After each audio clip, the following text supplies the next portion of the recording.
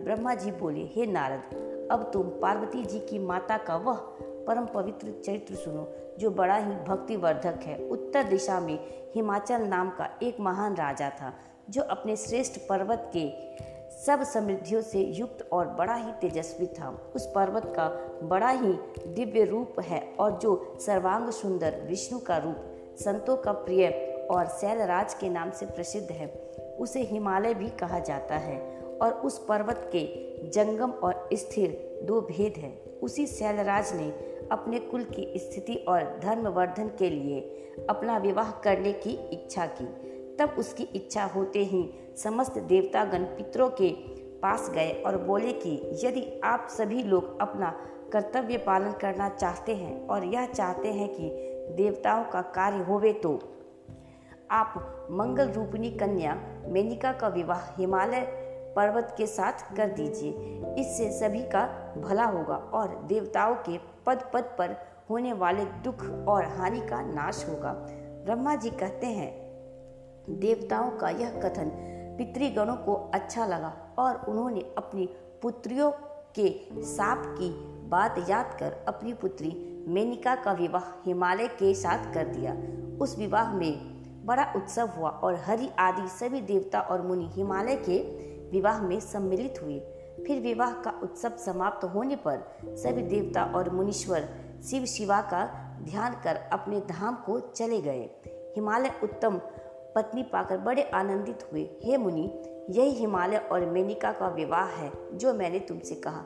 अब इसके आगे और क्या सुनना चाहते हो वह कहो। नारद जी बोले, हे ब्रह्म, हे महाप्राज्ञ, अब आप मेनिका की उत्पत्ति और पितरों के शाप की भी कथा कहिए। ब्रह्मा जी कहने लगे, हे सुवर्य नारद, अब तुम इन मुनियों के मंडल में बैठे हुए मेनिका की उत्पत्ति सुनो। मेरा पुत्र जो दक्ष था उसके 60 पुत्रियां हुई जिनका विवाह उसने कश्यपादि महर्षियों के साथ कर दिया था। उनमें स्वधा नाम वाली कन्या को उसने पितरों को दिया था, जिससे कि धर्म मूर्ति 3 कन्याएं उत्पन्न हुई। उनमें बड़ी पुत्री का नाम मेनिका, दूसरी का नाम धन्या और तीसरी का नाम कलावती था। ये तीनों पितरों के मन से उत्पन्न हुई थी, इससे ये अयोनिजा मानी गई। इनका नाम लेकर मनुष्य सारे लाभ प्राप्त कर लेता है। ये तीनों जगत वंधा माताएं हुई और ज्ञान की निधि तथा तीनों लोकों में विचरण करने वाली हुई। हे मुनीश्वर, एक समय ये तीनों बहनें श्वेत द्वीप में विष्णु जी का दर्शन करने गई तो वहाँ बड़ा भारी समाज एकत्रित हो गया, जिसमें ब्रह्मपुत्र सनकादिक भी आए और सबने विष्णु जी की स्तुति की और सनकादिकों को देखकर सभी लोग उनके स्वागतार्थ उठ खड़े हुए, परंतु ये तीनों बहनें उनके सम्मान के लिए न उठी, क्योंकि शंकर जी की माया ने उन्हें मोहित कर दिया था। शिव जी की बलवती इच्छा वही प्रारब्ध है और उसके बहुत नाम है। सारा जगत उसके अधीन है। उसी के वश होकर उन तीनों कन्याओं ने भी सनकादिकों को प्रणाम नहीं किया और आश्चर्य में पड़ी हुई केवल बैठी ही रह गई। उनके उस दुर्व्यवहार से क्रुद्ध होकर सनकादिकों ने उन्हें दंडित करना चाहा और योगीश्वर सनत कुमार ने उन्हें शाप दे दिया कि तुम तीनों श्रुति की जानने वाली थी, तुमने अभिमानवश हमें खड़े होकर अभिवादित नहीं किया और नमस्कार भी नहीं किया, अतएव तुम स्वर्ग से दूर जाकर मनुष्य बन जाओ। अब तुम तीनों मनुष्य की स्त्रियां बनो। हम क्या करें, तुम्हारा कर्म ही ऐसा था, अब उसी का फल चखो। ब्रह्मा जी कहते हैं कि उन तीनों साध्वी बहनों ने चकित होकर ऋषि का वचन सुना और सिर झुकाकर उनके चरणों पर गिरती हुई बोली, हे मुनिवर्य, हे दया सागर, इस समय प्रसन्न हो जाइए। हम लोग मूढ़ हैं, इसी से हम लोगों ने आपको प्रणाम नहीं किया। हे महामुनि, इसमें आपका कोई दोष नहीं है, अतएव ऐसी कृपा कीजिए जिसमें कि हम स्वर्ग को पुनः प्राप्त कर ले। शिव जी की माया वह सनत कुमार पर चढ़ बैठी। अब वे उनके शापोद्धार की बात कहने लगे। उन्होंने कहा, हे पितरों की कन्याओं, अब तुम प्रसन्न होकर मेरे वचनों को सुनो। जिस प्रकार तुम्हें सर्वथा सुख प्राप्त होगा। हिमालय पर्वत हिम का आधार है।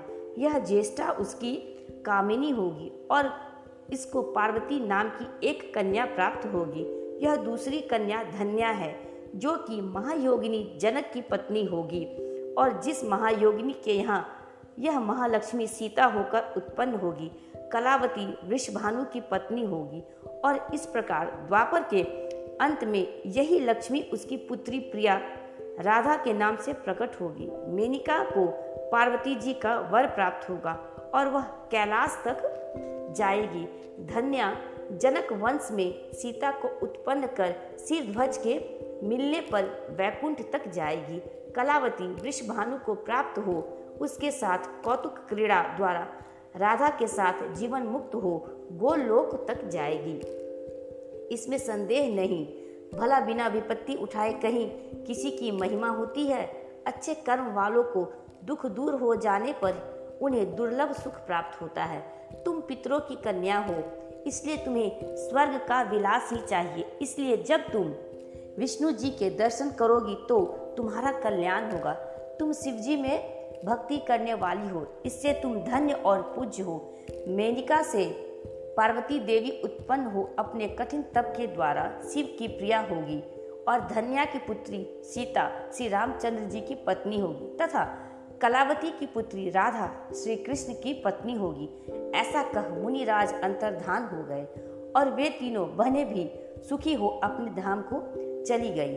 नारद जी बोले, हे विष्णु के सतगुरु, हे परम बुद्धिमान और वक्ताओं में श्रेष्ठ ब्रह्मा जी, फिर इसके आगे क्या हुआ वह मुझसे कहिए। यह तो आपने बड़ी अद्भुत कथा कही है। मैना की पहली गति तो बड़ी शुभ है। मैंने उनका विवाह तो सुन लिया, अब उनका परम चरित्र कहिए। पार्वती मेनका से कैसे उत्पन्न हुई और उन्होंने दूसरा तप कर शिव जी को वर रूप में कैसे प्राप्त किया। भगवान शंकर के इस यश का वर्णन कीजिए। ब्रह्मा जी बोले, हे मुनि, जब मैना का विवाह कर हिमालय पर्वत अपने घर आ गया तब तीनों लोकों में बड़ा उत्सव मनाया गया। हिमालय के घर भी बड़ा उत्सव हुआ। पश्चात हिमालय प्रसन्न हो मेनका के साथ विभिन्न सुखदायक स्थानों में जाकर विहार करने लगा। इसी समय सब देवताओं के साथ लिए विष्णु जी हिमालय के पास गए। हिमालय ने अपने को सब प्रकार से बड़ा भाग्यशाली जाना और उनका बड़ा सत्कार किया। उसने कहा, आज मेरा जन्म लेना सफल हो गया। आज मेरा बड़ा तप, ज्ञान और सभी कार्य सफल हो गए। जो इस प्रकार आप लोगों को एक ही साथ अपने घर पर आया हुआ देख रहा हूँ, कहिए मेरे योग्य क्या सेवा है। यह सुन हरि आदि देवताओं को विश्वास हो गया कि अब मेरा कार्य सिद्ध होगा। उन्होंने हिमालय से कहा, हे महाप्राज्ञ, जो पहले जगदम्बा उमा दक्ष की कन्या शिव जी की पत्नी हुई थी और जिन्होंने अपने पिता के अनादर से अपने प्राण का स्मरण कर अपना शरीर त्याग दिया, और वह सारी कथा आपको भी ज्ञात है, इसलिए हम लोग यहाँ आए हैं। ब्रह्मा जी कहते हैं कि हरि आदि के ऐसा कहते ही हिमालय ने तथास्तु अर्थात ऐसा ही हो कह दिया। तब सब देवता शंकर जी की पत्नी उमा की शरण में गए और एक अच्छे स्थान में बैठकर जगदम्बिका का स्मरण करने लगे।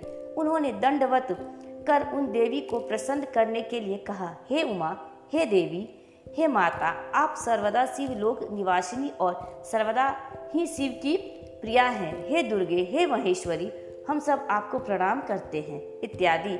इस प्रकार उनकी बड़ी स्तुति की और कहा कि हे माँ, तुम हम पर प्रसन्न हो जाओ, तुम ही जगत की स्थिति और पालन करने वाली हो। इस प्रकार उमा, सती, जगदम्बा, भवानी की स्तुति करते हुए सभी देवता उनके दर्शनों की परम लालसा से वहां खड़े हो गए। ब्रह्मा जी बोले, जब देवताओं ने इस प्रकार स्तुति की तो कठिन दुख विनाशिनी दुर्गा देवी देवताओं के समक्ष प्रकट हो गई। उनका अपूर्व तेज था। सभी देवता उनकी स्तुति करने लगे। विष्णु आदि सभी देवताओं ने जगदम्बा का दर्शन किया। सभी को उनकी कृपा प्राप्त हुई। सब आनंद विभोर हो बार बार उनको दंडवत करने लगे। फिर बड़ी स्तुति की और कहा कि हे माता, क्षमा कीजिएगा। श्रुतियों के कहने के आधार पर तथा अपनी दीनतावश हम आपसे यह कहते हैं कि पूर्व समय में आप हर की प्यारी दक्ष की पुत्री थी और फिर अपने शरीर को त्याग अपने लोक को चली गई, जिससे शिवजी बड़े दुखी हुए थे और उस समय भी देवताओं का कार्य नहीं हो सका था। इसी कारण हम लोग व्याकुल होकर आपकी शरण में आए हैं। अब आप देवताओं का मनोरथ पूर्ण कीजिए। हे शिवे, सब अब सनत कुमार के वचन को पूर्ण कीजिए। हे देवी, अब तुम पुनः पृथ्वी पर अवतार लेकर शिवजी की पत्नी बनो और अपनी अद्भुत लीला से देवताओं को सुखी बनाओ। इससे कैलाशवासी शंकर जी भी प्रसन्न होंगे और सभी का दुख दूर हो जाएगा। देवताओं की इस प्रकार की प्रेम एवं भक्तिपूर्ण विचारधारा को सुनकर शिवा प्रसन्न हो गई और उसके सब कारण विचार कर अपने प्रभु शिव को स्मरण करती हुई देवी उमा ने हंसकर देवताओं से कहा, हे ब्रह्मा, विष्णु, मुनियों और देवताओं, तुम्हारे दुख दूर होंगे। इसमें संदेह नहीं है कि मैं प्रसन्न हूँ। मेरा चरित्र तो तीनों लोकों को सुख देने वाला है। मेरे द्वारा ही दक्ष को मोह प्राप्त हुआ है। मैं अवश्य ही पृथ्वी पर पूर्ण अवतार लूंगी। इसके और भी कारण है। पहले हिमालय और उनकी पत्नी ने मेरी सेवा की है, अब भी वे भक्तिपूर्वक मेरी सेवा करते हैं। इसलिए मैं हिमालय के घर प्रकट होऊंगी, जिससे तुम्हारे सब दुख दूर हो जाएंगे।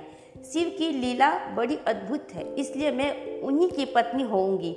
मैं जानती हूँ कि जब से मैंने शरीर छोड़ा तब से मेरे पति मेरी चिंता में दिगंबर हो गए हैं और मुझ सती के वियोगी महेश्वर आज भी मेरा वियोग सहन नहीं कर पा रहे हैं। मेरे कारण उन्होंने कुवेश धारण कर लिया है, गले में अस्थियों की माला पहन ली है और कभी शांति नहीं पाते तथा निरंतर जागते ही रहते हैं। वे रुद्र मेरा पानी ग्रहण करना चाहते हैं, अतः मैं हिमालय के घर जाकर अवतार लूंगी।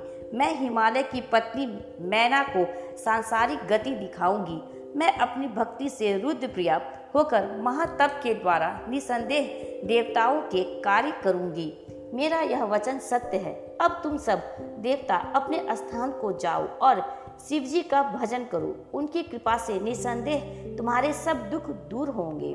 कृपालु शिव जी की कृपा से सब मंगल ही होगा और मैं उनकी पत्नी होकर तीनों लोकों में वंदनीय एवं पूज्य होंगी। यह कहकर वह विश्व माता अपने लोक को चली गई। देवता भी अपने धाम को चले गए।